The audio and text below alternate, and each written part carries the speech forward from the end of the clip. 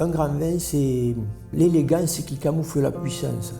Et quand vous avez tout ça, vous êtes comblé, c'est vraiment que du plaisir.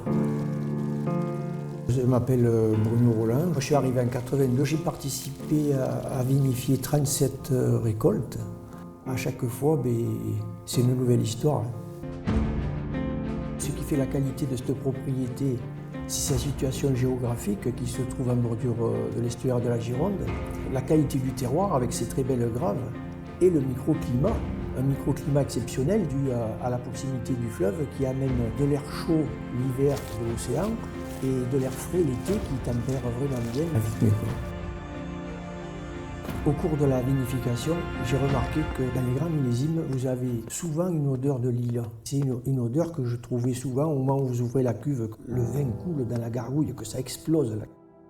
Les personnes qui ont la chance de pouvoir posséder ces deux caisses ont vraiment une approche très précise de millésimes qualitatifs qui vont leur permettre d'avoir une opinion très précise sur plusieurs décennies. Alors 82, c'était quand même quelque chose de très grand parce que c'est un millésime précoce et les millésimes précoces sont très souvent qualitatifs.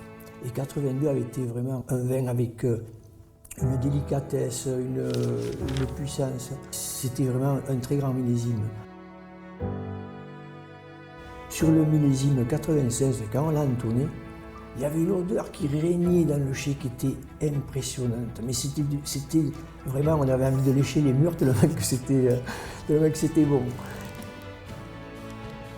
On passe toujours à faire le mieux possible pour que ça aille très loin, mais on ne sait pas ce qui va se passer. Et puis se dire, ah, quand même, on a réussi à faire ça, ça se conserve aussi longtemps, c'est formidable.